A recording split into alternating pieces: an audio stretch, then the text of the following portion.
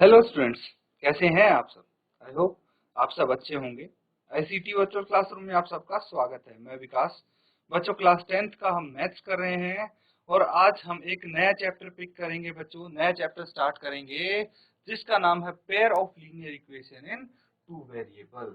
तो बच्चों, आप ध्यान से पढ़ेंगे। सबसे पहले आप लिख लीजिए, आपकी ये क्लास 10th है। क्या है? क्लास 10th है। क्लास 10th का मैथ्स और टॉपिक है आपका pair of linear equation, pair of linear equation in two variables. ठीक है, ये टॉपिक है आपका, जो कि चैप्टर नंबर 3 है। तो बच्चों, बहुत ही इंपॉर्टेंट टॉपिक है ये, और आपने कुछ कुछ बेसिक चीजें प्रीवियस क्लास में भी की हुई हैं इसकी। चलिए देखते हैं कि कितना आपको याद है, कितना आपको पता है। अब सबसे पहले मुझे बताइए कि लीनियर इक्वेशन क्या होता है।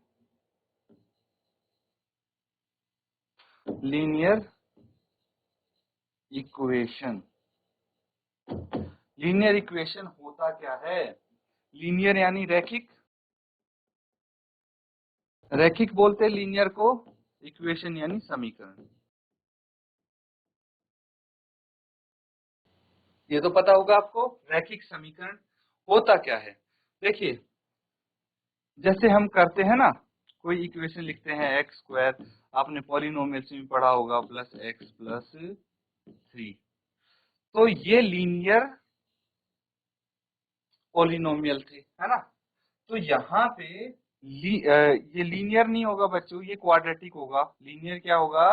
लीनियर वो होगा जिसकी हाईएस्ट पावर 1 होगी, जिसकी हाईएस्ट पावर 1 होगी। लेकिन बच्चों, यहाँ पे एक चीज और ध्यान देनी है हमें कि इन टू वेरिएबल्स की बात हो रही है। दो वेरिएबल्स में होंगे जो भी होंगे। तो दो वेरिएबल, अभी तक हम जो पॉलिनोमियल्स पढ़ रहे थे उसमें एक ही वेरिएबल का यूज कर रहे थे। भाई एक्स ले लिया या फिर कुछ भी ले लिया, टी ले लिया, एक्स ले लिया, लेकिन वेरिएबल एक ही था। ठीक है, यहाँ पे बात हो रही है दो वेरिएबल की। वेरिएबल क्या हो गए? वेरिएबल तो पता होगा बच्चों आपको। वेरिएबल बहुत बार ये तो आ चुका आपके सामने। इसको हम चर बोलते हैं, जिसकी वैल्यू वेरी कर सके। ये हमने चैप्टर पॉलिनोमियल्स में भी पढ़ा था। तो अब यहाँ पे वेरिएबल क्या हो जाएंगे, देखिए मैं दो वेरिएबल लिखता हूँ, जैसे 3x प्लस 2y प्लस 1। ये क्या है? ये एक एक्सप्रेशन है, ये एक एक्सप्रेशन है, लेकिन लीनियर है। लीनियर क्यों है? क्योंकि इसकी हाईएस्ट पावर 1 है। और अगर मैं यहाँ पे एक इक्वल टू का निशान लगा देता हूं, तो देखिए, एक हो गया लेफ्ट हैंड साइड, ये हो गया राइट हैंड साइड, और बीच में आ गया इक्वल टू। क्या आ गया? Equal to. तो इक्वल टू जहां पे आ जाएगा वो बन जाएगी इक्वेशन। क्या बन जाएगी? इक्वेशन यानी समीकरण बन जाएगा। और वहां पे एक लेफ्ट हैंड साइड भी एग्जिस्ट करेगी, राइट हैंड साइड भी एग्जिस्ट करेगी। तो दो वेरिएबल में अगर कोई इक्वेशन लिखनी है तो इस तरह से आप लिख सकते हैं। ठीक है, अब बात आती है लीनियर की। लीनियर यानी रैखिक क्या होता है? रैखिक होता है जिसकी हाईएस्ट पावर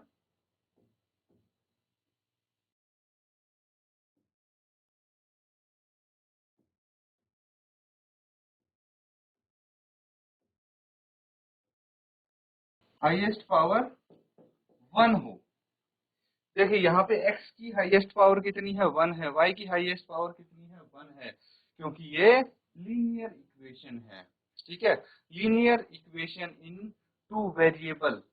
ये मतलब समझ में आ गया। देखिए, एक एक वर्ड हम सीख रहे हैं कि क्या मतलब है, तभी तो हमें पता लग पाएगा किस चीज के बारे में हम पढ़ रहे हैं। अब एक चीज और आती है, पेयर। पेयर मतलब दो, ठीक है, युग्म जिसको हम बोलते हैं। तो देखिए, अगर मैं pair of linear equation in two variable करूं, जैसे 2x plus 3y plus 4 is equal to 0, दूसरा मैं लिखता हूं 9x plus 5y plus 1 is equal to 0। तो मैंने दो linear equation in two variable लिख दिए, इसको बोलेंगे पेयर, पेयर बोलेंगे, ठीक है, क्योंकि एक लीनियर इक्वेशन ये हो गई और दूसरी ये हो गई। लेकिन समझना बात को, अगर यहाँ पे देखिए, यहाँ पे वेरिएबल सेम है, x का यूज किया गया है, यहाँ पे y का यूज किया गया है, तो इसके जो टू वेरिएबल थे वो सेम यूज किए हैं हमने पहली इक्वेशन और दूसरी इक्वेशन में। लेकिन अगर मैं यहाँ दूसरी इक्वेशन में कुछ ऐसा यूज करने की कोशिश करता, 9a plus 5b plus 1 is equal to 0, इसको बोलता दूसरी इक्वेशन, तो ये पेयर नहीं होता। तब ये पेयर नहीं होता। क्यों नहीं होता? क्योंकि यहाँ पे वेरिएबल x यूज किया है, यहाँ पे a, यहाँ पे y, यहाँ पे b, तो वेरिएबल अगर अलग अलग हो जाएंगे तो पेयर नहीं हो सकता, वो पेयर ऑफ लीनियर इक्वेशन नहीं होगा। वो ये इक्वेशन अलग हो जाएगी और ये इक्वेशन अलग हो जाएगी। इसीलिए अगर हम पेयर की बात करेंगे तो उसमें वेरिएबल भी आपके सेम होने चाहिए दोनों इक्वेशंस में, ठीक है। अब हम अगर जनरल फॉर्म की बात करें, ठीक है, इनके जनरल फॉर्म की बात करें तो क्या होता है, किस तरह से हम इसमें जनरल फॉर्म में लिख सकते हैं वो देखिए। जैसे आपने ये देखा है, तो नॉर्मली क्या होता है, A X plus B Y plus C is equal to 0, इस तरह से लिख सकते हैं हम। अब देखिए, यहाँ पे हमारे पास अगर पेयर की बात हो रही है तो दूसरा भी हम A X plus B Y plus C is equal to 0 ऐसे लिख सकते हैं इसको। लेकिन देखिए, यहाँ पे हमारे पास क्या है, ए अलग है और दूसरे वाले में ए अलग है ना, ये बी अलग है और इस बी की वैल्यू अलग है।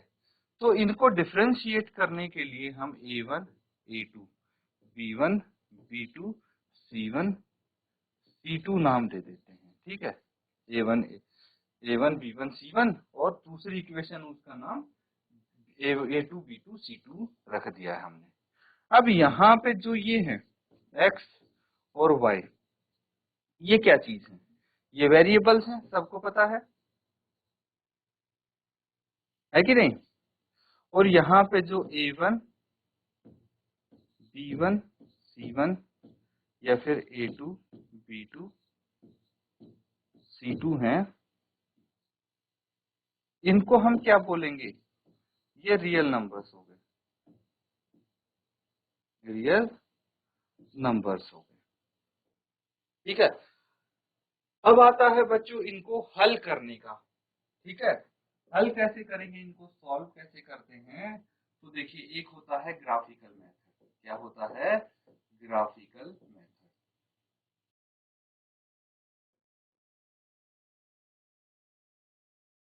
ग्राफिकल मेथड से इनका सॉल्यूशन निकाल सकते हैं, हम सॉल्व कर सकते हैं इनको और इनके पता कर सकते हैं वैल्यूज।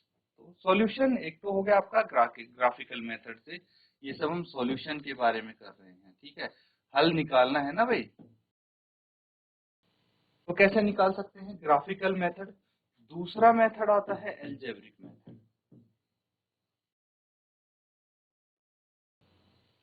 तो सबसे पहले हम ग्राफिकल मेथड डिस्कस करेंगे, इसको पहले आप नोट डाउन कर लीजिए।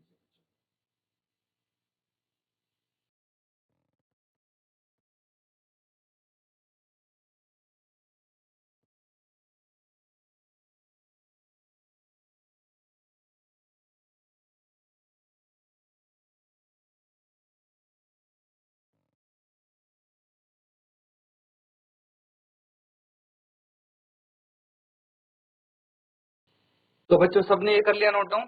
अब देखिए, एक चीज और मैं आपको बता दूं, हालांकि ये आगे आने वाले समय में काम आएगी, लेकिन आपको पता होना चाहिए, यहाँ पे जो एल्जेब्रिक मेथड है उसके अंदर 3 मेथड आते हैं, 3 तरीके आते हैं। सब्स्टिट्यूशन मेथड, सब्स्टिट्यूशन मेथड, फिर आता है एलिमिनेशन मेथड,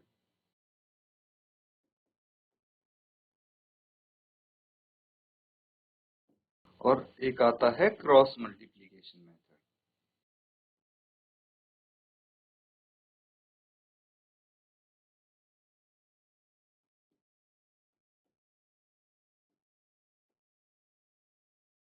तो ये 3 मेथड हैं जिनकी मदद से हम इनको pair of linear equation in 2 variables को सॉल्व करके आंसर निकाल सकते हैं, वैल्यूज निकाल सकते हैं।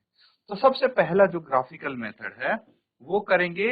अब देखिए क्वेश्चन किस टाइप से आ सकते हैं आपके सामने, वो यहाँ पे आप देखेंगे।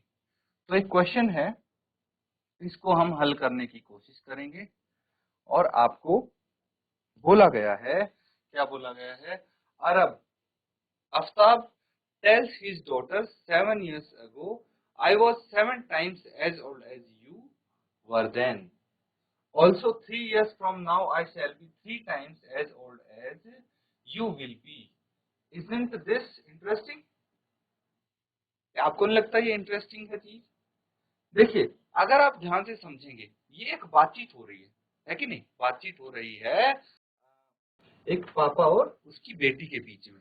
क्या बोल रहा है? आफ्ताब बोल रहा है, यहाँ पे समझिए बहुत ही इंटरेस्टिंग चीज है ये, कि आफ्ताब बोल रहा है अपनी बेटी को कि 7 साल पहले I was 7 times as old as you were then. ठीक है, तो 7 साल पहले की अगर बात करें तो आफ्ताब अपनी बेटी से 7 गुना ज्यादा बड़ा था। 7 गुना ज्यादा बड़ा था मतलब अगर उसकी बेटी, फॉर एग्जाम्पल बता रहा हूँ, एक्चुअल में ऐसा नहीं होगा, कि अगर उसकी बेटी 3 साल की है तो उसका पापा जो आफ्ताब है वो 21 साल का होगा, ऐसा कुछ योग बन रहा था।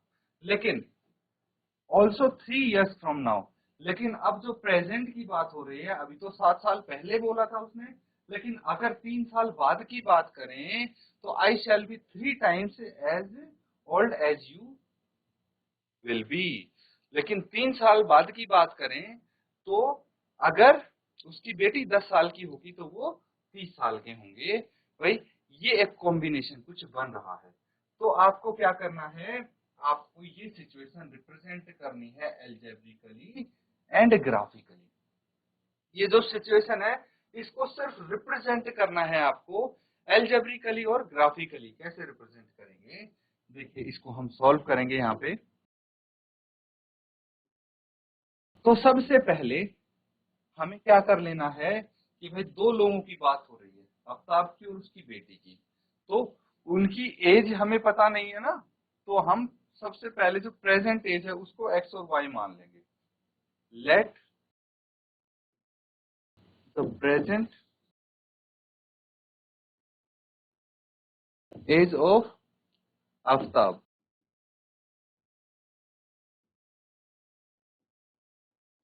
एक्स ईयर्स, ठीक है, and the present age of his daughter. उसकी डॉटर की जो प्रेजेंट एज है उसको हम वाई ईयर्स मान लेते हैं, कोई प्रॉब्लम तो नहीं है भाई। उसकी डॉटर की एज को हम वाई ईयर्स मान लेते हैं। अब देखिए यहाँ पे 2 कंडीशन हो रही है। 2 कंडीशन क्या हो रही हैं? एक तो हो रही है 7 years ago, है ना, 2 चीजें बोली आफ्ताब ने, 7 years ago 7 साल पहले, और दूसरी चीज बोली उसने आफ्टर 3 years। क्या होगा वो देखिए। 7 साल पहले की अगर बात करें तो भाई आफ्ताब ये बोल रहा है 7 years ago I was 7 times as old you were then. तो 7 साल पहले तो मुझे ये बताइए कि जो आफ्ताब की एज है वो कितनी होनी चाहिए? अगर अभी प्रेजेंट एज एक्स है तो 7 साल पहले x - 7 नहीं होनी चाहिए? मान लीजिए अगर आपकी एज आज के टाइम पे भाई 15 ईयर्स है, तो 7 साल पहले कितनी होनी चाहिए? 15 माइनस 7 होनी चाहिए। बस यही मैंने किया है कि आफ्ताब की एज में से मैंने 7 माइनस कर दिया है। और वहीं पे अगर उसकी बेटी की एज की बात करें, वो भी 7 साल पहले की, तो उसमें से भी 7 साल माइनस कर देंगे। अगर हमें इनको इक्वेशन बनाना है, इक्वल करना है, तो हमें क्या करना पड़ेगा? अभी तो ये इक्वल नहीं है, क्यों? क्योंकि भाई आफ्ताब है, उसका पापा है, उसकी एज ज्यादा होगी, बेटी की कम होगी, लेकिन कितने गुना है? 7 गुना है। 7 टाइम्स बोल रहा है कि वो 7 गुना बड़ा है, तो उसकी बेटी को भी 7 गुना बड़ी होना पड़ेगा उसके बराबर पहुंचने के लिए। तो क्या किया, इक्वल अगर हम करना चाहते हैं तो उसकी बेटी की एज को 7 से मल्टीप्लाई कर दीजिए। यहाँ पे सबसे ज्यादा मिस्टेक्स यही होती हैं, इसीलिए इस कॉन्सेप्ट को अगर ध्यान से समझेंगे तो यहाँ गलती होने के चांसेस बहुत कम रहेंगे बच्चों आपको। और ये बहुत मोस्ट इंपॉर्टेंट पार्ट है क्वेश्चन का। अगर आपने समझ गए कि इक्वेशन कैसे बनानी है, तो खुद ब खुद क्वेश्चन सॉल्व होते चले जाएंगे। देखिए यहाँ पे बात हो रही है कि भाई एक साइड मैंने आफ्ताब की एज लिखी, एक साइड उसकी बेटी की एज लिखी, वो भी 7 साल पहले की। अब इक्वल बनाना है, तो सवाल ये आता है कि मल्टीप्लाई लेफ्ट साइड करें या राइट साइड करें। तो मल्टीप्लाई आपको देखना है कि भाई एज बराबर करनी है ना, तो बड़े वाले को अगर हमने मल्टीप्लाई कर दिया तो उसकी एज तो और ज्यादा बड़ी हो जाएगी, डिफरेंस ज्यादा हो जाएगा। इसीलिए जिसकी एज छोटी है उसको 7 से मल्टीप्लाई कर दिया, और इसके बाद आप क्या कर देंगे, x minus 7 is equal to 7y minus 49, और ये हो जाएगा x minus 7y is equal to minus 49 plus 7, और ये आ गया x minus 7y is equal to minus 42। ये पहली इक्वेशन आ गई, समझ गए? ये पहली इक्वेशन आ गई आपकी। इसी तरह आप दूसरी इक्वेशन भी निकाल सकते हैं ना, कोशिश कीजिए।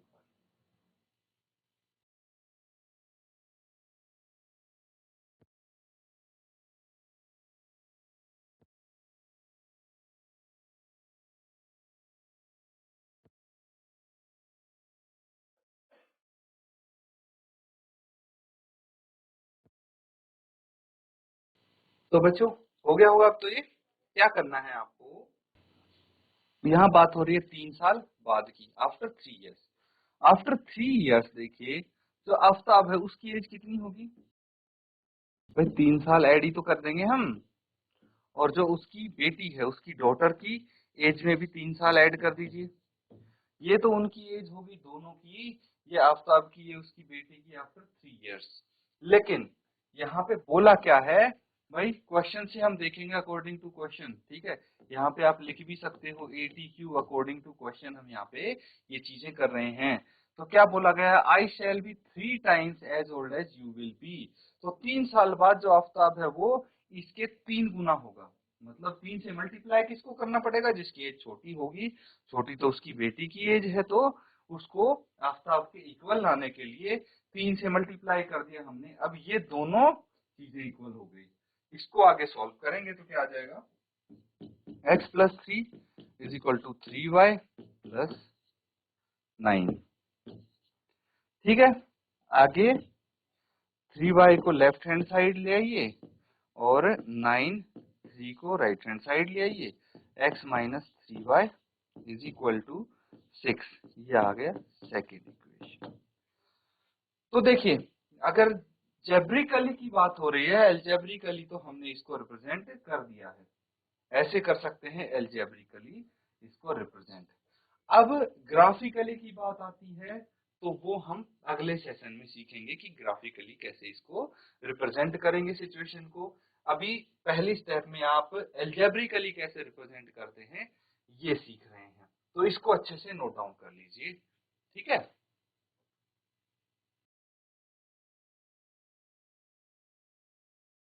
तो बच्चों आज हमने देखिए एक नया चैप्टर, नया टॉपिक शुरू किया है, इसीलिए आपको बहुत ज्यादा फोकस करने की जरूरत है इस चीज पे। शुरू में अगर शुरू के लेक्चर्स में आप ध्यान दे लेंगे तो आपको चैप्टर वैसे ही इंटरेस्टिंग लगने लगता है, क्योंकि हम देखिए जो पिछला पढ़ा हुआ है उस चीज को कनेक्ट करने की कोशिश करते हैं सबसे पहले तो स्टार्टिंग के लेक्चर्स में, और उसके बाद आपको खुद ब खुद चीजें आने लग जाती हैं। तो आज क्या करना है आपको बच्चों, आज घर पे जाके एक बार जो हमने किया था उसको अच्छे से रिवाइज करना है, देखना है कि पहले आपने जहाँ पढ़ी थी चीजें क्या क्या कनेक्ट कर पा रहे हैं आप, और जो क्वेश्चन किया है इसको भी एक बार दोबारा सॉल्व करने की कोशिश करें। इसी के साथ आज का सेशन यहाँ पे हम एंड करेंगे। Thank you and have a nice day.